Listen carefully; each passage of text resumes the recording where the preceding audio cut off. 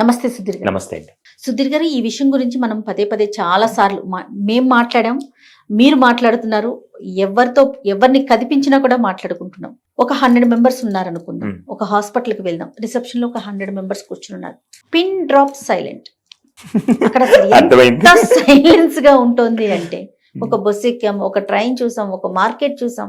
Even మనం అట్లా travel చేసేటప్పుడు ఇట్లా చూడండి, మీరు రోడ్ ఎంబట ఎవరికి వాళ్ళకి ఇంతేనండి. మనమే ఇలా ఉంటే పిల్లల పరిస్థితి ఏంటి?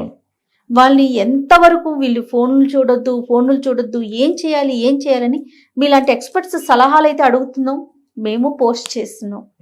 కానీ ఇది అసలు సాధ్యమే కావట్లేదండి. దీనికి ఎట్లా అసలు మనం ఫుల్ స్టాప్ పెట్టగలమా, పెట్టలేమా, అవసరమా కాదా?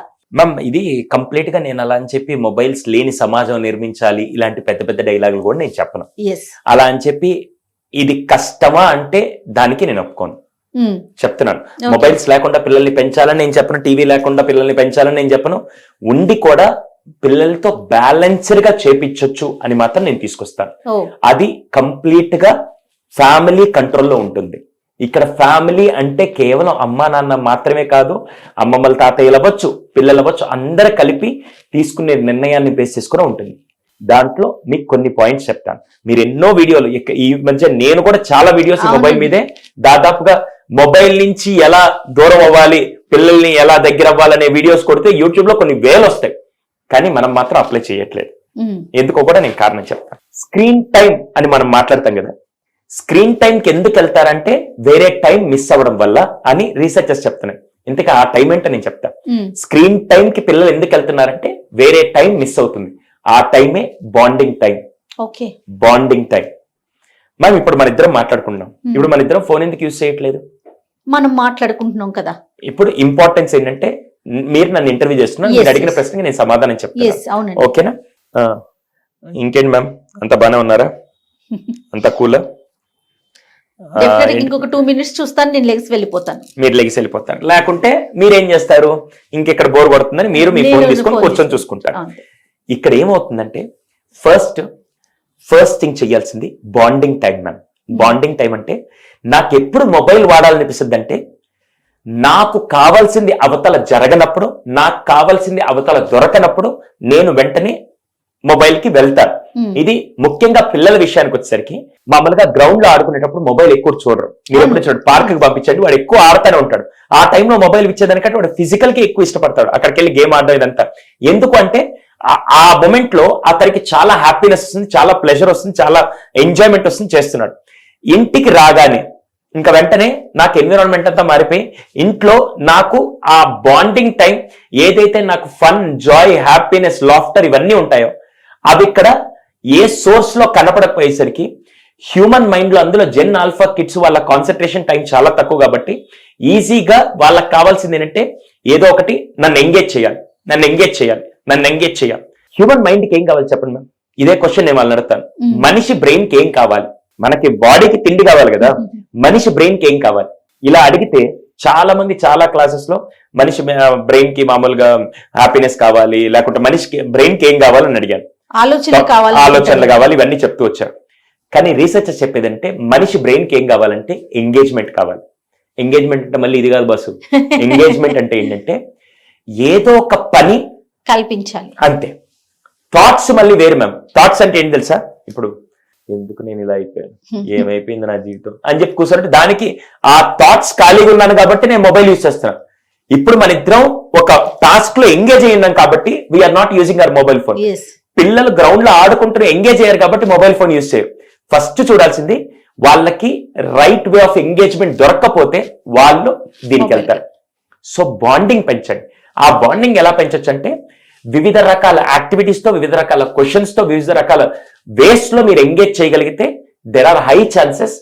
మనం రోజు కంప్లీట్ 0 చేయమని కూడా నేను చెప్పట్లేదు, కానీ ప్రతి దానికి ఒక లిమిట్ ఉంటుంది మ్యామ్.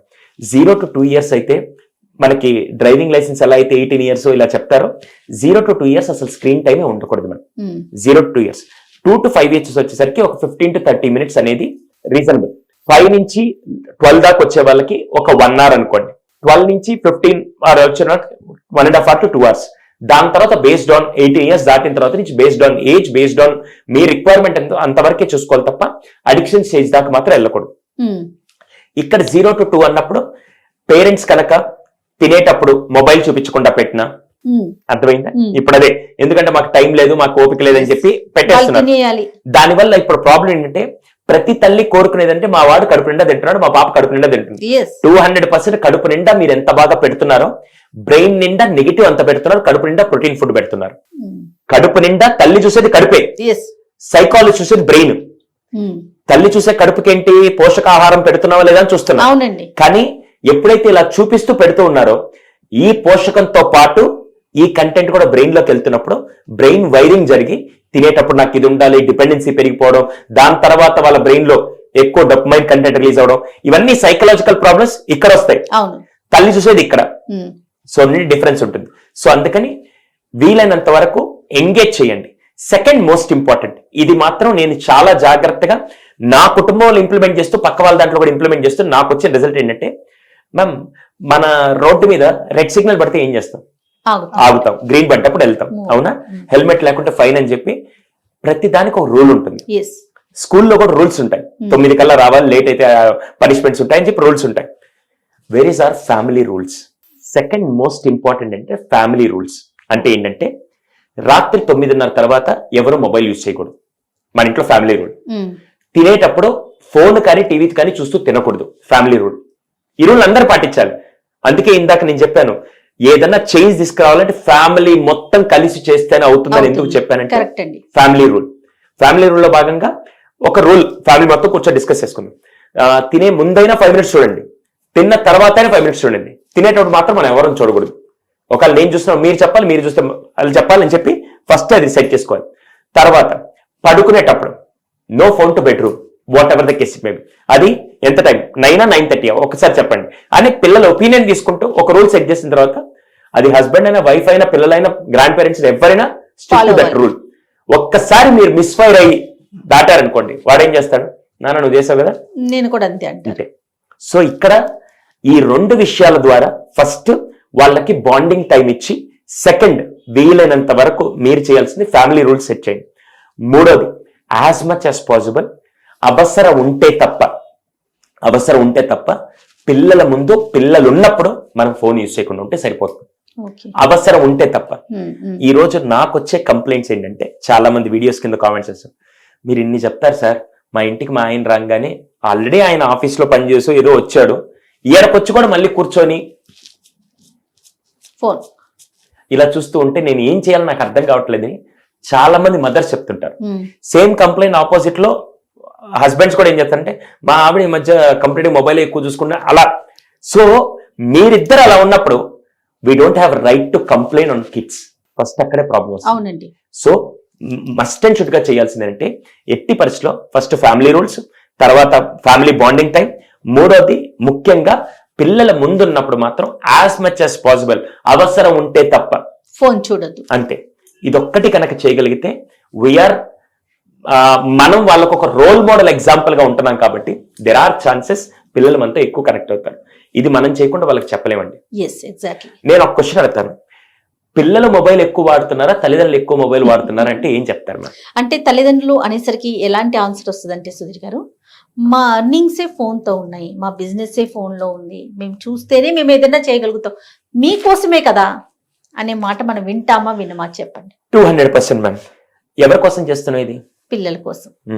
సంపాదించేది పిల్లల కోసం అనే కాన్సెప్ట్. ఇప్పుడు నేను కంప్లీట్ సోషల్ మీడియాలో ఉంటాను మ్యామ్, మీరు సోషల్ మీడియాలో ఉంటారు. మీరు ఇంటికి వెళ్ళిన తర్వాత, ఇప్పుడు ఇక్కడ ఫర్ ఎగ్జాంపుల్ నేను ఇక్కడ CEO, మీరు ఇక్కడ CEOగా ఉన్నారు, ఇక్కడ నుంచి మీకు మళ్ళీ కాల్స్ వస్తే ఏదైనా ఎమర్జెన్సీ ఫోన్ అటెండ్ చేయాలి. ఇప్పుడు ఇంటికి వెళ్ళిన తర్వాత మీరు అక్కడ కూర్చొని రీల్స్ చూస్తూ ఉంటే అది మీ డ్యూటీయా మ్యామ్? డెఫినెట్ గా నాట్ అండి. కాదు కదా. మీకేంటి, వాళ్ళకి ముందే మీ టీం మొత్తాన్ని చెప్పి 7:30 తర్వాత ఏదైనా ఎమర్జెన్సీ ఉంటే నాకు చేయండి, లేకుంటే నా కింద ఎవరున్నారు వాళ్ళకి చేసి మీరు మాట్లాడండి, లేదా ఇది రూల్ అని చెప్పి కొన్ని మీరు గనక పెట్టుకోగలిగితే 100% మిమ్మల్ని నేను అవాయిడ్ చేయమని చెప్పట్లేదు, కానీ లిమిటేషన్స్ మనం డ్రా చేస్తే దెర్ ఆర్ హై ఛాన్సెస్ మనం కంట్రోల్ చేయొచ్చు. ఇప్పుడు నేను చేసింది అంటే, ఇప్పుడు నాకు ఇక్కడ నుంచి మా ఇంటికి వెళ్ళడానికి 1 hour టైం పడుతుంది. 1 hour లో ఏమేం కాల్స్ ఉంటాయి, ఎవరెవరితో మాట్లాడి అన్ని మాట్లాడేస్తాను. ఇంటికి వెళ్ళిన తర్వాత ఫోన్ అక్కడ పెట్టి ఎవరన్నా ఫోన్ చేసినా కూడా ఇది ఎమర్జెన్సీ అయితే మాట్లాడండి, లేకుంటే రేపు ఉదయం మాట్లాడదామని చెప్పి మళ్ళీ నేను డైవర్ట్ చేస్తాను. ఎందుకు? నన్ను నేను లిమిట్ చేసుకొని నన్ను నేను కొన్ని సెట్ చేసుకుంటున్నాను. ఇప్పుడు నన్ను నేను బ్యాలెన్స్ చేసుకోకుండా వెళ్ళాను అనుకో, ఇంటికి వెళ్ళిన తర్వాత కూడా ఇదే వర్క్ నేను డిజైన్ చేసుకొని వచ్చి పెట్టానంటే డెఫినెట్ గా నా పాపకి నేను బెస్ట్ లైఫ్ ఇవ్వట్లేదు. సో మ్యామ్ ఇక్కడ తప్పు పట్టేదానికంటే దాన్ని నేను ఎలా సరిదిద్దుకోవాలని నా దగ్గర వెతకడం మొదలు పెడితే 100 సమాధానం దొరుకుతాయి. ఎగ్జాక్ట్లీ సుధీర్ గారు, నేను పూర్తిగా ఏకీభవిస్తాను ఈ విషయంతో మాత్రం. రైట్, చాలా వండర్ఫుల్ మ్యాటర్ చెప్పారండి. Thank you so much. నమస్తే.